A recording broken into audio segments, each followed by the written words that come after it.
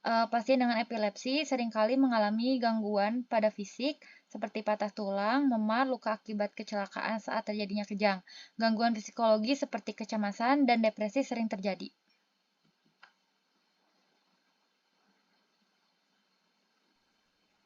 Oke, kemudian ada diagnosis. Yang pertama ada anamnesis, lalu ada pemeriksaan fisik, pemeriksaan elektroencephalografi atau EG, lalu ada CT scan atau MRI atau magnetic resonance imaging. Next. Baik, Kemudian di untuk sini adalah algoritma. Algoritma tata laksana kejang akut dan status epileptikus. Jika kejangnya di bawah 10 menit, dapat dilakukan penanganan secara prehospital, yaitu pemberian obat diazepam per rektal 5 mg supo untuk BB kurang dari 12 kg dan 10 mg supo untuk BB besar dari 12 kg. Maksimum 2 kali jaraknya 5 menit. Dan apabila kejangnya lebih dari 10 menit, penanganan dilakukan di hospital atau UGD, yaitu diberikan obat diazepam 0,2 hingga 0,5 mg per kg, diberikan secara IV, kecepatan 2 mg per menit, maksimum 10 mg, atau midazolam 0,2 mg per kilogram, diberikan secara IM atau bukal, maksimal 10 mg. Apabila kejang berkelanjutan, maka diberikan phenytoin 20 mg per kg, diberikan secara IV, diencerkan dalam 50 cc, NaCl 0,9% selama 20 menit, 2 mg per kilogram per I, dosis maksimal 1000 mg. Atau diberikan fenobarbital 20 mg per kilogram, diberikan secara IV dengan kecepatan 10 sampai 20 mg per menit, dosis maksimal yaitu 1000 mg.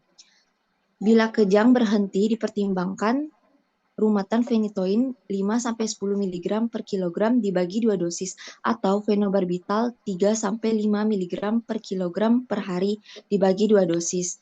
Jika kejang berkelanjutan 5-10 menit kemudian, maka diberi obat fenobarbital 20 mg per kilogram diberikan secara IV intravena dengan kecepatan 10-20 mg per menit, dosis maksimal 1000 mg, atau phenytoin 20 mg per kilogram IV diberikan secara IV, diencerkan dalam 50 cc, NaCl 0,9% selama 20 menit, atau sama dengan 2 mg per kilogram per I, dosis maksimal 1000 mg.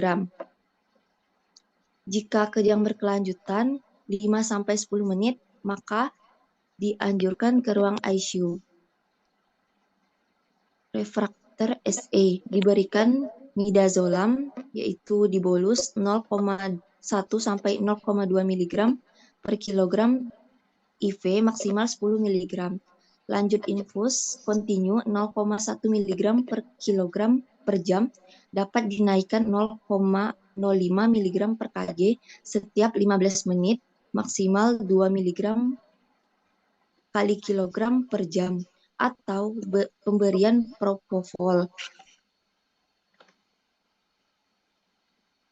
melalui bolus 1 mg per kilogram IV.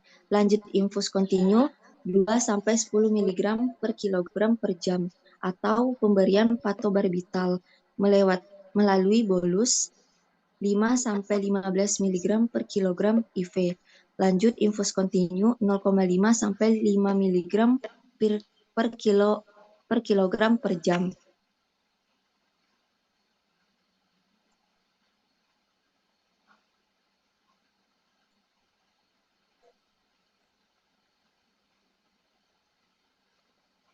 Next.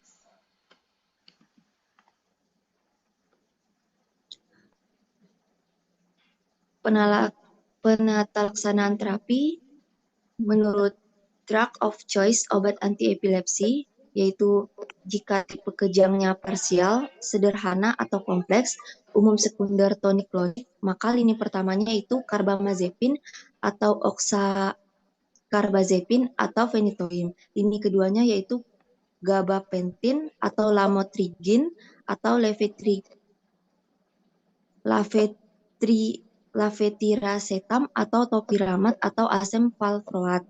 Atau lini ketiganya fenobarbital atau primidon atau tiagabin atau zonisamid.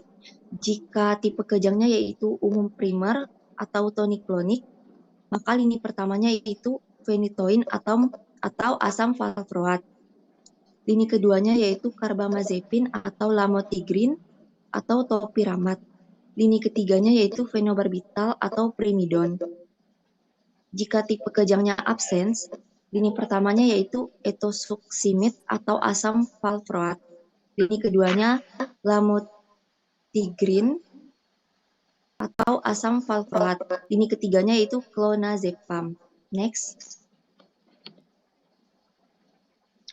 Mekanisme kerja obat antiepilepsi, yaitu jika mekanisme kerja inhibisi kanal natrium pada membran sel akson, jenis obatnya yaitu phenytoin, karbamazepin, fenobarbital, asam valproat, lamotrigin, topiramat, dan zonisamid. Jika mekanisme kerjanya yaitu inhibisi kanal kalsium pada neuron talamus atau yang berperan sebagai fase marker untuk membangkitkan cetusel listrik umum di korteks, yaitu obat clonazepam. Jika mekanisme kerjanya itu peningkatan inhibisi GABA, yaitu langsung pada kompleks GABA dan kompleks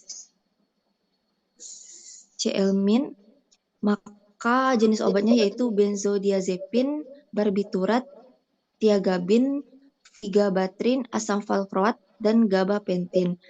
Jika mekanismenya itu penurunan eksitasi glutamat atau blok reseptor NMDA dan blok reseptor AMPA, yaitu obat jenis lamotrigin, fenobarbital, dan topiramat.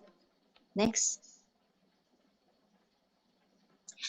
Berikut adalah efek samping dari obat antiepilepsi.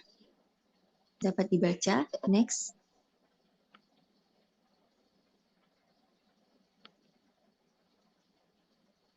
Terapi kombinasi. Jika obat antiepilepsi lini pertama dan lini kedua masing-masing gagal sebagai monoterapi, peluang untuk mencoba monoterapi lain dalam memberantas kejang sangat kecil, sehingga terapi obat antiepilepsi kombinasi patut dipertimbangkan. Sebelum memulai terapi kombinasi, ada beberapa hal yang patut dipertimbangkan, yaitu pertama, apakah diagnosis sudah tepat, yang kedua, apakah kepatuhan minum obat sudah baik, dan yang ketiga, apakah pilihan dan dosis obat antiepilepsi sudah tepat.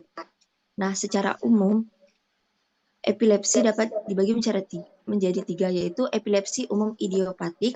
Pada epilepsi umum idiopatik yang resisten terhadap monoterapi, yaitu dapat diberikan pemberian topiramat, lamotrigin, dan clobazam efektif sebagai terapi add-on. Kedua yaitu epilepsi umum simptomatik.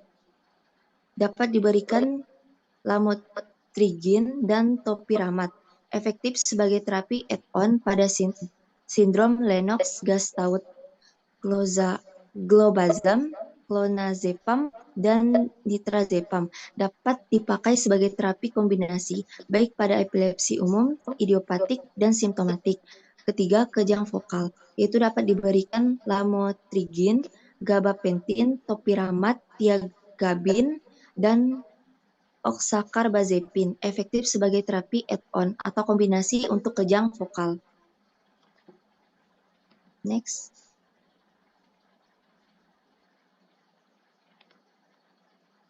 Baik, terima kasih Syifa. Kemudian ada terapi non-farmakologi akan dibacakan oleh Dina. Dina dipersilakan.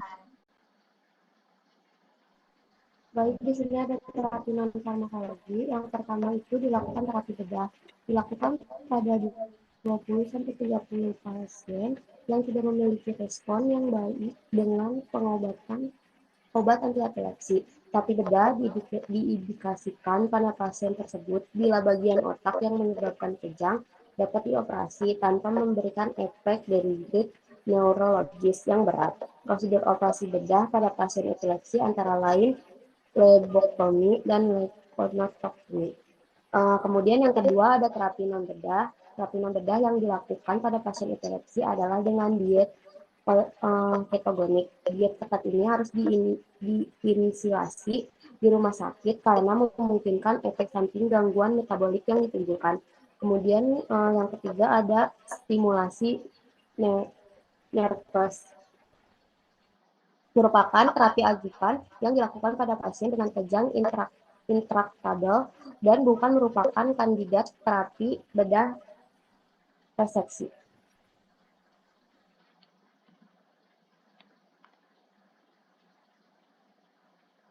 Baik, ada outcome terapinya, yaitu jika obat mekanisme inhibisi kanal kalsium pada neuron talamus diharapkan mempengaruhi zat kimia pengantar sinyal listrik di otak.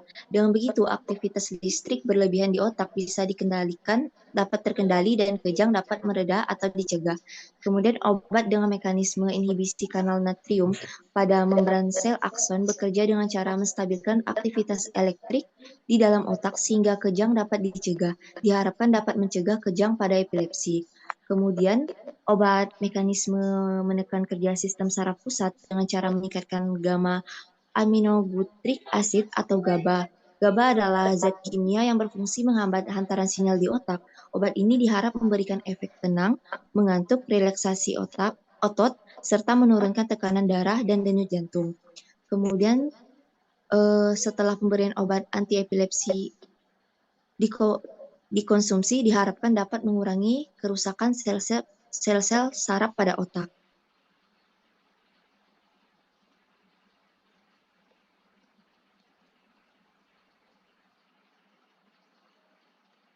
Berikut daftar pustaka yang kami gunakan sebagai acuan untuk membuat PPT ini. Baik, terima kasih. Sekian dari presentasi kelompok kami. Mohon maaf jika ada kesalahan. Assalamualaikum warahmatullahi wabarakatuh.